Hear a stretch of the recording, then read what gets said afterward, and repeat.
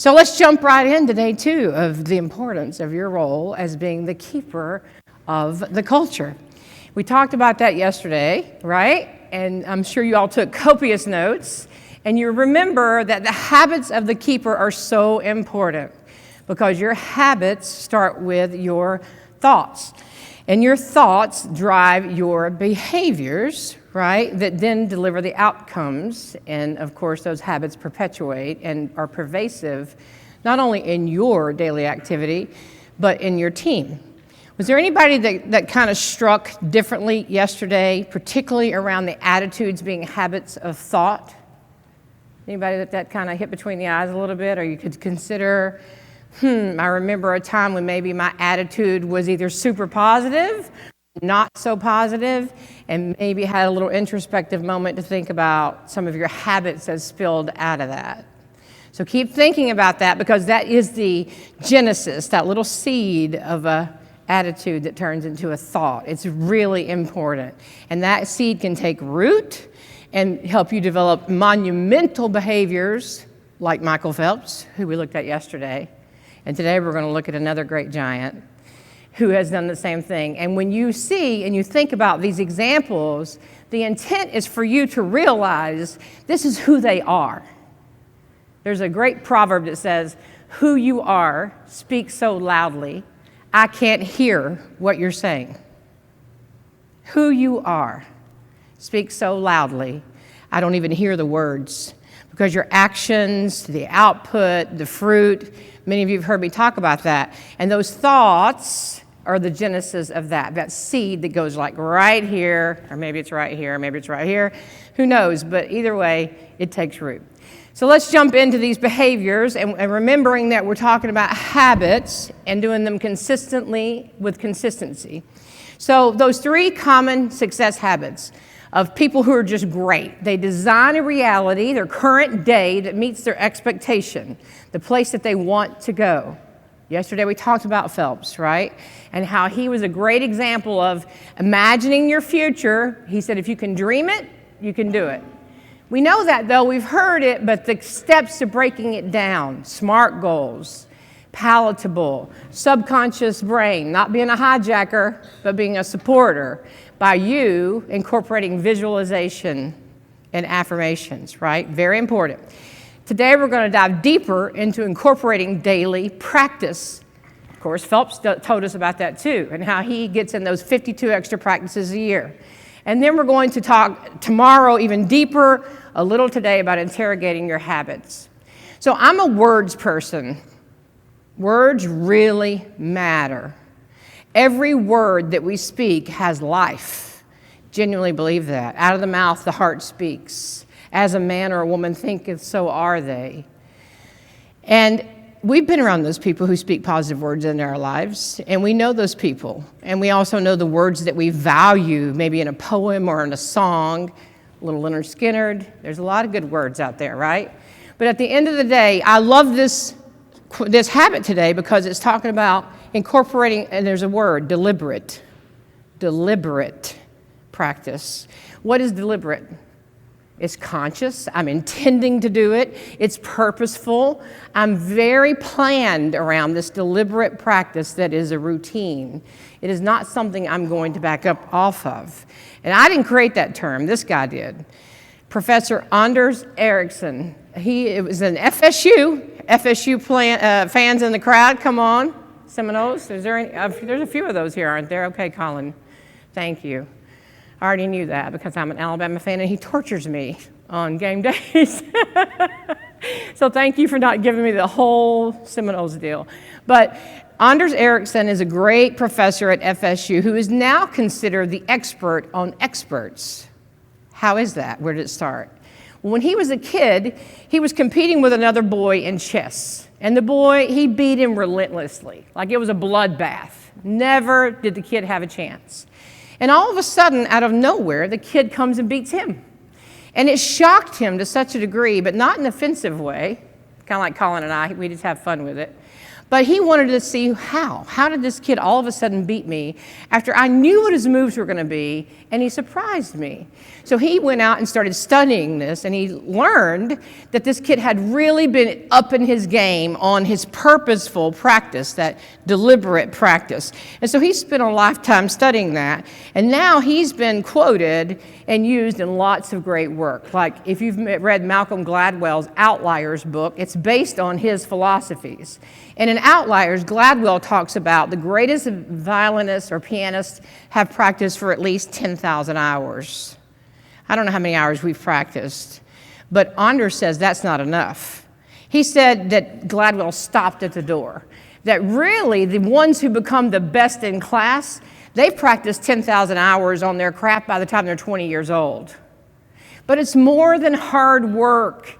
It's specific hard work. It's the hard work that says, I really believe I'm at the antithesis of my performance.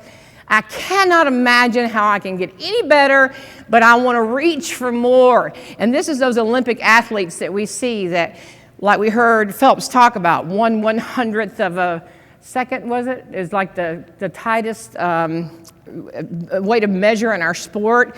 Those 1/100ths, those very slight, subtle changes are what these guys stretch for through another 1,000 hours of practice or another 10 hours of practice, whatever that is.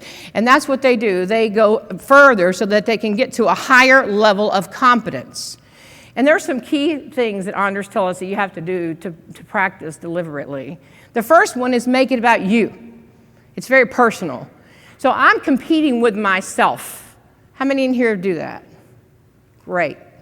Now, don't get me wrong, it's a lot of fun to compete with others too, to have a little fun with your team, have some competitions on who's washing each other's car, something like that. You know, there's definitely healthy, good competition, and God knows I love sports.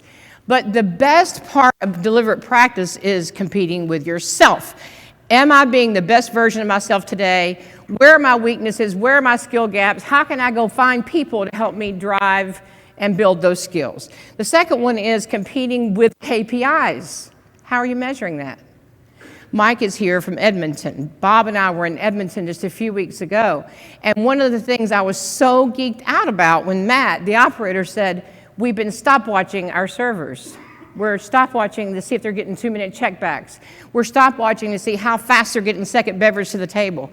Because we know we got to improve our table turns. And I kind of got jumped up out of my seat, because I'm a massive believer in stopwatching. I think Scott McCurdy takes stopwatches, I heard, to all of his QCs. Because why? Stopwatching is a mental snapshot, that imprint of success that we talked about yesterday, where if you're the player on the field and you're my server and I can stopwatch you in a positive way, you know what's going on, and I pull you off and I say, Adam, you just got to that table in 2 minutes and 40 seconds. That's good. That's better than 2:51 you got there yesterday, but let's go for 2:35 or better today, right, on this next table. You got it? You ready? Go. You're back in the game. That's stopwatching. Stopwatching is how, John, I can make this recipe in 4.5 minutes. And we all agree on whatever the recipe is we're going to work on. And we have it posted in the heart of the house. And then people are trying to knock me off my record. If I'm the crew person, it's like, it has to be perfect. I'm going to watch every step, no cheating, safety regulations, but can I get it done in under 4.5 minutes? If you can, you are the king, and you get to take that title. There's so much fun in that, and productivity goes through the roof, because why? People want to be better, and that's what measuring yourself against your KPIs is about. Now, I'm talking about crew examples, but the same thing applies to you. You say you're going to do $50,000 in sales. How close do you get to that? You project that on your schedule. What measures did you use to get there? How tough are you on your accuracy? Do you say, well, I hit it, or I missed it, and why? Does that make sense? These are the KPIs that we're talking about, that you're competing with yourself so you can get a little bit more accurate at each day you play the game.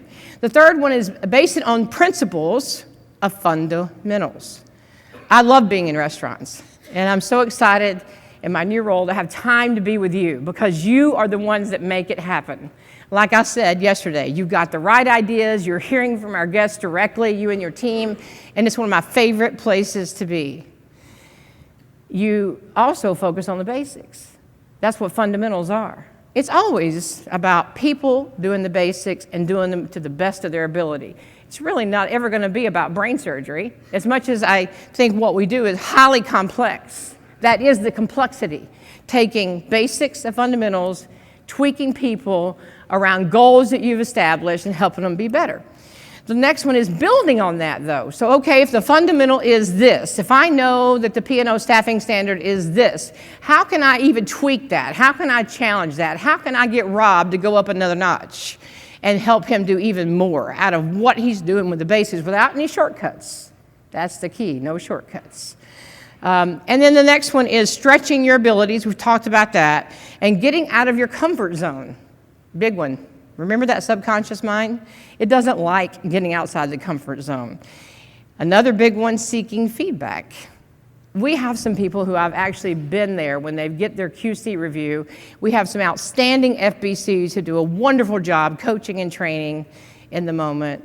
And I love that. I loved it when I sat with Anna recently. She told me about when she was in a franchise location as an operator and how when John Westland and Dan Hawkins would come, that she was like sitting there with bated breath waiting for them to come because she knew they were not only going to audit and make sure the brand standards are being met, but that she was going to learn something new. And she would tell them in advance, I want to know these things. And they would come prepared to teach. All of our field business consultants love those opportunities to spend that time with you and your team.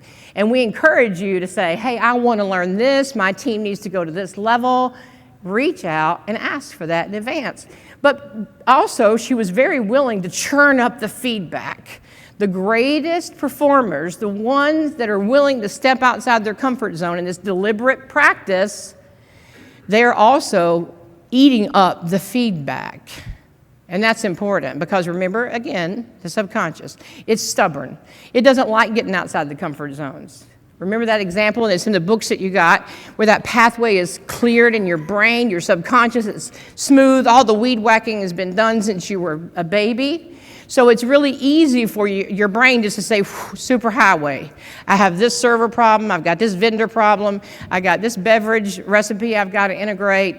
Man, I need these things on autopilot that are there. But you see a habit you want to change and you're weed whacking, you're clearing the jungle in your brain to get a new habit. So you have to know that's not comfortable. It's not going to feel good. And the best performers get outside those comfort zones because they know only then can they really stretch those muscles and work that out and get to a place where then you're tiptoeing or maybe leaping into the next level. And you also need a great teacher. Back to the Anna and the FBC example, you being a teacher for your team, so accountable. The keeper of the culture is a great responsibility to bear. I will never forget my first job at Wendy's when there were 3 of us that closed every night. And I was 16 years old by this point. There was no way I was going to spend a career in the fast food business. No way. Wearing ugly uniforms, working late nights and weekends. Who wanted that? But I wanted to be excellent at what I did. So the manager, assistant manager, was a smart guy. He wanted to go home fast, and he also wanted to not get dinged the next morning by the GM that was going to give him a big checklist when he did his opening checklist. So he had us compete. We competed over Frosty Mix that was left over in the machine. Some of you have heard this before. But whoever could close down, and we couldn't start 1 minute early. There was no pre-close. The last guest got the same service as the first guest. But if whoever closed the fastest and did your area to white glove inspection, you got to take home the Frosty Mix. If he came and checked you, if I said, I'm ready first, and he checked me, and I wasn't ready, I was not going to win, most likely, because one of the other guys, I had to go back and do what he told me to do, and one of the other guys were going to win. Let's just say my freezer was full of Frosty Mix. You couldn't even open the door without it falling out on you, because I was a little bit competitive. And my goal at the time was not to be at Wendy's forever or to be at the restaurant industry forever. It was just to be excellent at what I was doing in front of me. And I was a 16-year-old kid that came from a broken home. You have so many of those opportunities every day. And when I look back on that assistant manager and the value of what he taught me of no shortcuts, delivering your best, competing in a friendly way with the people that are around you, so many of these things that we're talking about, I really owe him a lot for those days. A very important role that you hold. So the great people who are looking to be winners, who want to be in this successful people bracket that we've been talking about, you need a coach and some feedback, but you become your own self-critic. The ones that focus on deliberate practice rise above the need for feedback from others. You accept it, you love it, but you are evaluating your own move, and you're saying, how did I show up in that meeting today? What did I do to make myself better? We actually have a phenomenal example of that in this room of someone I'm going to also celebrate, and that's Jamie from Durham. Jamie actually was here last year, and she competed in the challenge last year, and she wasn't happy with her results. She felt like that she didn't show up well for her team. She didn't feel good physically. She set some goals to go out and really work on her health and come back this year a new woman. And she said to me the first morning we were here, I am looking forward to that challenge, and I am going to do what I can, and I think our team is going to win. I heard her. I was very proud of her. What she's accomplished is amazing. Do you know, it's hard for me to say this, Jeremy, without tearing up. She came up to me last night in the courtyard and said, my team won! The green team won! And she said, I don't know how that happened. How did I call that last year? But our team won. I'll tell you how. She was a key part of that team, and her energy was boiling up the minute she walked in this room because she's been giving herself feedback all year long. Nobody looked at her last year and said, oh, you drug us down on the challenge, we didn't win maybe because of you. No one did that. We wouldn't do that because we love each other and we're a family. She looked at herself and said, I'm not happy with my performance. I am going to be better. And by George, she made it happen. Can we give Jamie a huge round of applause? Woo! Thank you for letting me share that because it's really an inspirational story for me too. So let's talk about another example of a person who has incorporated this. Coach Tony Dungy. Many of you know Tony Dungy, especially any of you who follow NFL. And I hope you know his story. I mean, he just was inducted in the Pro Hall of Fame, Football Hall of Fame, of course. But if you know his story, you know that he played quarterback in high school. He went off to play for a college, then 3 NFL teams, the Vikings, the 49ers, and the Giants, I think. And then he became a defensive coach, a defense back coordinator. Got that right, defensive coordinator, primarily. But do you know that he interviewed for the head coaching job 4 times and was denied? 4 times he went up for the interview. 4 times he scared his interviewers and did not get the job. Do you know why? His philosophy was based on his coach that he thinks so much of from when he was in the NFL, Tom. I can't think of his last name. Does anybody remember Tom's last name? Osborne, I think, maybe? Anyway, great old school NFL coach guy. And what he learned from that is taking the thinking out of the game. You got to take the thinking out of the game. In the book that you have, it talks about the habit cycle, the habit loop, the cue, the routine, and the reward. The cue, the routine, and the reward. Honestly, I had no idea Tony believed in that until I was preparing to talk to you today. And I was reading all of it. I knew I loved him. I knew what he had done with deliberate practice. I knew that he focused on taking the thinking out of the game. But then when I went back and did all the research, he focused on that routine. He said, I knew the cue was not going to change because you're going to feel the urge to go do something that motivates you. I knew the reward needed to be there. But if I could change the routine of my players, then I had a chance to make them better. So when he interviewed, he told people this. He said, the goal is to get the players to stop making so many decisions. They shouldn't have to think about it. I want them to react automatically, habitually. And if I can instill the right habits in them, they will win, period. They didn't like that. Scared a couple of them. Finally, the Tampa Bay Buccaneers took him up on it. And sure enough, as you know, they went on to win the Super Bowl. And I'm going to play a video clip here in just a minute, Jay, not yet. But where you'll hear the players talk about some ways that great leaders do that. And you are a great leader. So you're going to walk out of here and you're going to listen and you're going to take some notes in this video because you're going to incorporate deliberate practice because you'll hear and believe champions don't do extraordinary things. They do ordinary things very well, and they do them without thinking because they follow their habits. So let's take a look at this clip and you'll hear some of the things that Tony focuses on with his team.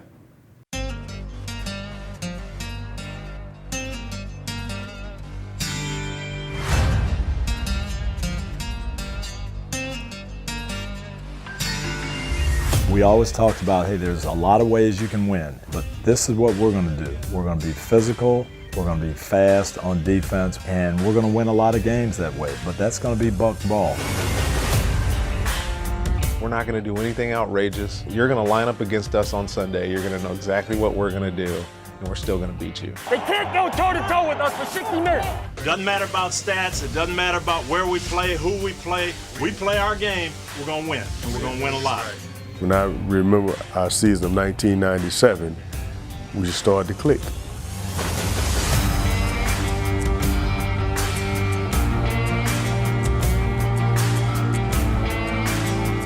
We get that win, and then we go. And then we go to piling on wins, and then before we know it, we 5-0.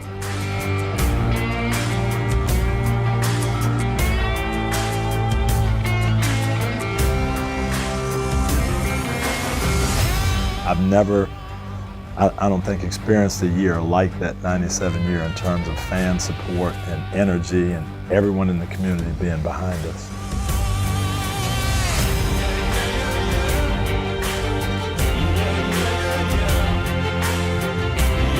I'll start up the gut and he goes to the end zone.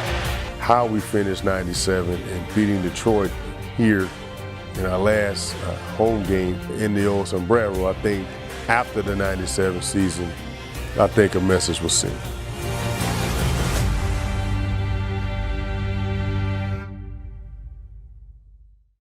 The end of that year, Coach of the Year award, 8 players in the Pro Bowl, just said that, hey, the Tampa Bay Buccaneers are on the map nationally. People recognized us. But honestly, we were more concerned about winning and playoffs and those kind of things. And we felt like we had unfinished business. We became a reflection of Tony. It's just the way he approached the game. That's how we played football. And we were going to be patient. You know, we didn't need to score a bunch of points. We do what we do. We'll be back next week. This is what we've learned over the first 3 years. But what we did was, we got on a roll. We got on a roll right in the middle of that year, right after the 3 and 4 start. And I think what we roll off, 6 in a row. Handoff, All-Star times his cut to the 20. Touchdown!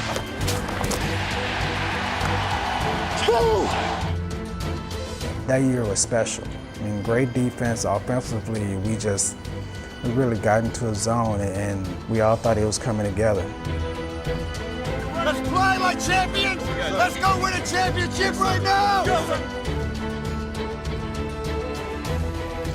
It just really spoke to the players believing in what we said, that we stick to what we do, don't panic, we're going to be okay.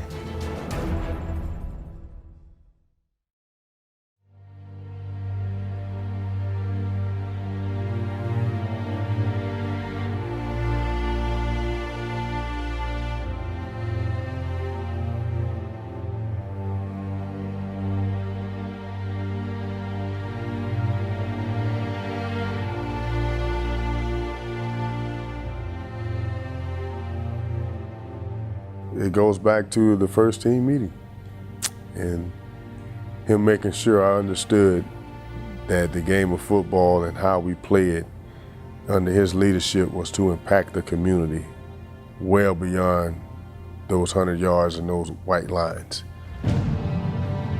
I am fortunate, really, that I came here with Tony, because I've never met a more humble yet intense, genuine person.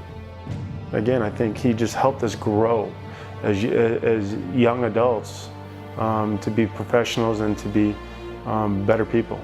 Because you have heart, you got character, you got togetherness. He was a guy who challenged his players and expected us to be men, young men, and held us to a standard I think only made me a better person overall. You know, I'm just thankful of the father figure that I needed. And he was like a father figure. Wow. What did you hear there? Somebody just give me what's the one thing that jumped out at you? Scream it out. One of your tips, come on. Matt.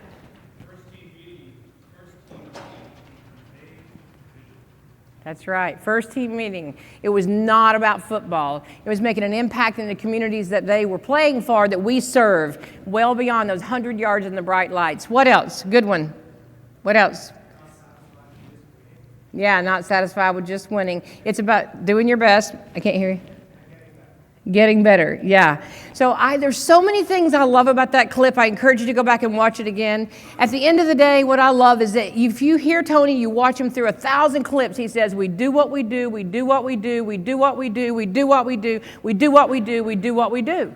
Don't panic. We do what we do and it's going to win. And you heard Warren say we get on a roll. We start winning. And then other people believe and they come alongside you, the community. You should be cheering each other on. You should be keeping up with those scoreboards. When you leave here, stay in touch with your peers. Have some fun. Do FaceTime calls with another store across town that's neck and neck with you over beverage sales or over your total sales or your table turns. Have some fun, people. These guys were having a good time, and they looked up at that scoreboard every week, and they did what they did without taking their eye off the ball, with deliberate practice, and they won. So that is the way that we all are going to win. Continue to focus on these habits with consistency, and let's go off and play like champions today and every day. All right? Thank you. We'll see you tomorrow.